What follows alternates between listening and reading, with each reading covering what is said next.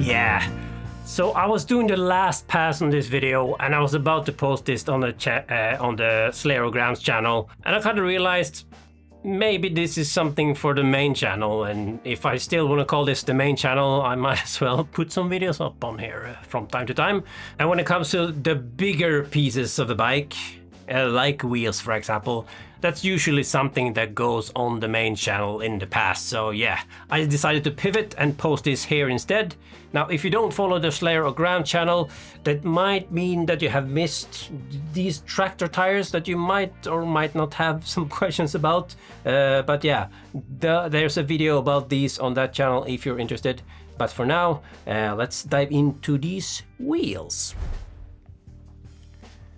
Ooh, Hoops has arrived, and normally I usually make sure everything is in order before I start recording. I thought, what the fuck, let's do it raw and naked. Naked? I don't think that's the word used, but whatever. So I will open this box for the first time. See what hides in there. Of course I know because I bought it myself. Ooh, let's see then. So what this is a new wheel set for the gravel rig. So what we have here is some bonus carbon cages. Look at this. That doesn't look half bad. I ordered these just around the Chinese New Year, which meant they didn't actually ship when they were supposed to. They said they would put in some bottle cages as a bonus or a apology present, I guess you could call it. Anyway, this is not about these, so let's put these aside for now. What is this then? Could be some spare, some spare spokes, and probably you can see this, but this is carbon spokes, so this will be a carbon spoked wheel. What do we have here? Oh. Actually included some. Oh, okay, so these are bolt cage for the bolt cages, I guess, the bolts for the bolt cages, and some tubeless valves, which I didn't know were included either. So that's good. Man, seriously packed. Oh yeah, and tubeless tape. As you can see, this is quite wide tubeless tape, which means these should be quite wide wheels. Well, they are, of course, because that's what I ordered. Oh, let's. Yep. All right, yeah. So let's get into this. Damn, these are wide. As you can see, these are ZEN Carbon wheels. I will say, like, I always go for the plain black wheels, but I thought this time, since there's a bit of gold on my Ori frame, I thought, what the hell, let's put some gold decals, and if I don't like it, I can always just remove them, because they're decals, not something they paint on or hide behind, what do you call it? Clear coat or anything, so I can peel this off, and yeah, I will say this is a bit too blingy for my taste, to be totally honest. But I will put that on the bike and see first how that looks on, and yeah, if I don't like it, I could definitely peel this off, no issues. You have microspline. Oh, that is very loud. That is much louder than I want. I was worried about that. So these are 45 deep, they are 40 wide, and internal is 32 even. So just for reference, these are my current gravel wheels, which are 24 internal. And yeah, as you can see, I can fit these inside these new wheels. These are 32 point, it's almost 32.5 internal. External width spot on 40 millimeters. And what did I say? 45, it should be 45 deep. Yep. And if you haven't heard about ZEN Carbon before, these are kind of those, catalog builders. They call it their hubs, but I think they're H-Works hubs. I do not know exactly. Let's see if I can remove this and see, why do we have a pink seal? That's a new one. Can I do this? Yeah. So this is basically a DT Swiss copy. Wait a minute. Well, not quite actually. So during my unboxing, I couldn't quite figure out how to disassemble this ratchet system because, as you can see, it's not quite a DT Swiss copy. So I'm doing this after the fact just to show you how this works. And as you can see, the top washer here kind of fits into the middle spacer, so to speak. And it was this spacer that I couldn't easily remove during the unboxing. But it's just a little bit of force.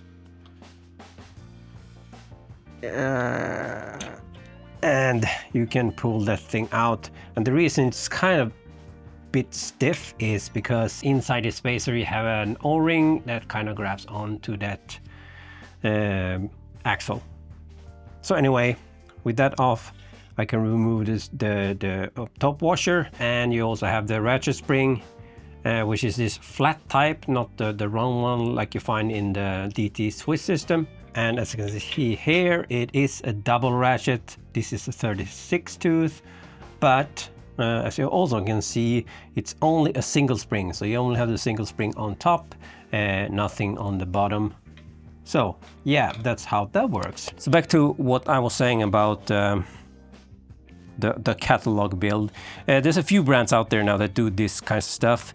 They have a website which is very not up to date really. So the way you do this is basically you contact them via email or even WhatsApp, I think they use.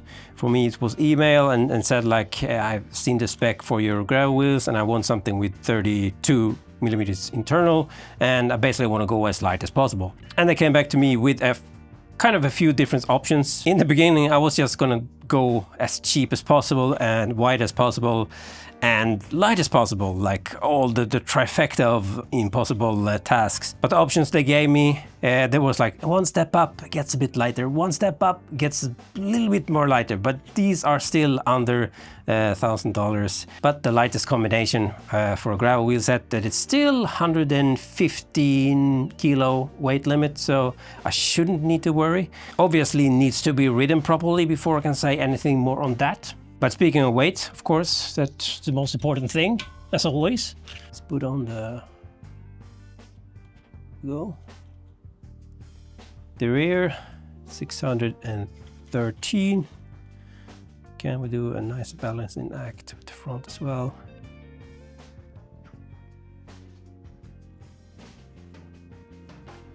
$1,133 grams. That's for the 45 millimeter deep. What did I say? 40 external, 32 internal. I'm not mad at that weight. Of course, I myself is a pretty flyweight person, so maybe not something for the biggest guys, riders out there, but yeah, there you go. All right, so I will tape this up and then let's do some tire tests as well. Definitely put on my new favorite tires, the 60 mil Schwalbe G1 Speed Pro. Man, this is a fun tire to play around with on all kinds of surfaces, really. But I said I was a little surprised that it actually came out pretty narrow, not pretty narrow, but narrow, not quite 60, but like 57 on my older wheels. So let's see what they come up to this. And as a bonus, I thought we could also try to put on a Thunderbird and see how much that blows out on this wheel compared to my older one. This one came out at basically 50 even, if I remember correctly. Alright, so the G1 Speed Pro is on here, and what did I say? It was like 57 on my old wheels, and on these bad boys they blow up to what do we get? Close to 60 mil, but yeah, 59 point something, 59 point Yeah, 59.81 if you want to get really specific. I have the Thunderbirds on here. I did not get them to hold air very hard, so now they're flat again. I just need to pump this up real quick and see where we end up. Right, just a tad bit over 20 psi. You can hear the air seeping out. What do we get? 50.8. So yeah, a bit, not that much wider, but a bit wider when they were on my 24mm internal wheels. I would imagine this might stretch as well. Now, this is usually what happens when I do this kind of video with absolutely no prep. Like I said, I didn't even check everything before I started recording. So, of course, there's stuff I kind of remember once I start messing around with these and putting on a tape, no issues. If you want to know how much the tape added, it's almost 30 grams for the wheel set. I put a little clip of that weighing with the tape on here. But when I was installing the wheels and tape and all that mess, I got the real nice close look at everything. And in general, I would say this looks pretty nice. Like the spokes are really clean. There's no splinters that's been making their way around all the forums. It's very clean. These are 3.1mm like arrow spokes, so the lighter version, of course. I will say the decals I was talking about that I might or might not keep. Getting the tires on, I did see that. Where did I see that? On some wheels. It's already kind of start to peel on the really pointy ends here. So yeah, knowing myself how obsessive I am with cleaning my bike, this probably won't last too long. But still, I kind of want to put it on the bike and see how that looks. If I can, yeah, on this as well, it's starting to peel a bit. So yeah, and like I said, I usually just go for a clean back, no decals or whatever. But yeah, when there are these easy to peel off, why not give it a go? See, I do think it's a bit too zip-like. So yeah, that's another reason that's talking against me keeping this. But we'll see. Okay, so I really try to refrain from making these videos buying advice. As usual, I just want to show off those small little details that I kind of wanted to see with my own eyes before I bought the stuff myself. I do realize though that just ending a video on wheels, for example, without actually using them would be slightly annoying as a viewer. So take this as a simple first impressions if you like, but yeah, not buying advice. So I'm only 2 rides into this and we're talking about 300k or something like that. But for me, there's been both some positives and some negatives compared to my previous light bicycle AR25 wheels. The main negative for me is definitely the stability on high speed descents. When I go over like 50k an hour, I definitely feel the wind pushing the wheels around a lot more than my AR25s. Much more than I expected. I mean, it's only 20mm deeper. But I was kind of thinking about this during my ride and it kind of hit me. It's not just an extra 20mm. When you pair this with these monster tires, the complete wheel set side profile, if you want to call it that, is over 100mm deep. And that's a lot of surface area for the wind to grab onto. I know it's not the same thing as like a actual 100mm deep rim, but I think you get my point. I also feel they are slightly less stable when just standing up for some reason.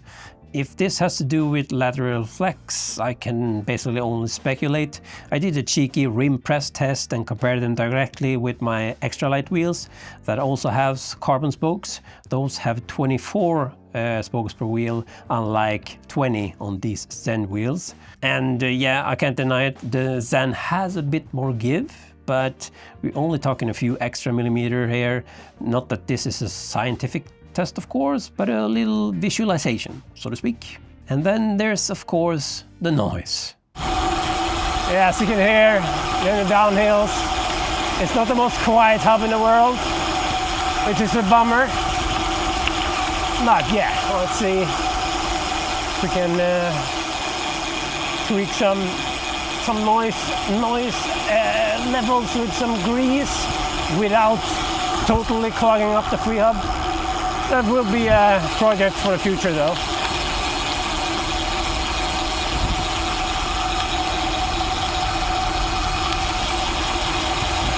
On the positive side, the harsh ride that Carbon's boats can sometimes give was not really that noticeable. Of course, rolling on 60mm tires, I could probably ride on like diamond rims and still feel comfortable. These tires probably hide a lot of the finer details of how a ride feels, I would imagine. But nonetheless, I don't feel I have given up on any comfort. While they do get pushed around a bit in high wind scenarios, they also had a very noticeable speed advantage. Even though we all know this aero crap is just make-believe, just chugging along into the headwind for the same perceived effort I normally do between climbs, the speed was undeniably higher, as much as it pains me to admit. I'm kind of curious now if that would improve with, say, like a 45mm tire instead. That might also help with that high speed stability. Something to play with in the future. But yeah, even with these light bulb tires, definitely faster on flat roads. Climbing felt nice and snappy. We're talking like 80 to 90 grams extra compared to my AR 25 wheels. A few more grams because I am forced to use center lock rotors, but that didn't really make a noticeable difference with over a kilo's worth of tires on. But don't tell Lord Weenie I said that. The bike as a whole is still sub 8 kilos for, yeah, whatever it's worth. So the main two reasons I bought this wheel in the first place is mostly because I wanted to try these types of super wide wheels for myself. I'm always curious. The second reason is my vanity, of course. I do like a good looking bike, and my Ori Schaefer do look pretty sweet with like some semi-deep wheels in my opinion. And with these ZEN wheels I could do that on the cheap and still hit a lower weight than what any of the big brands are offering. So mission accomplished there. All right, so let's stop it there. I think we're getting awfully close to like review territory. Hopefully I will get around to doing like compilation of everything that's happened on this bike, because it's quite a few things that changed from the build video, and yeah, show off a little bit more gravel riding, that's for sure. That will come on this channel eventually. No promises. Anyway, I think we don't need to drag this out anymore. Catch you in the next one. Peace!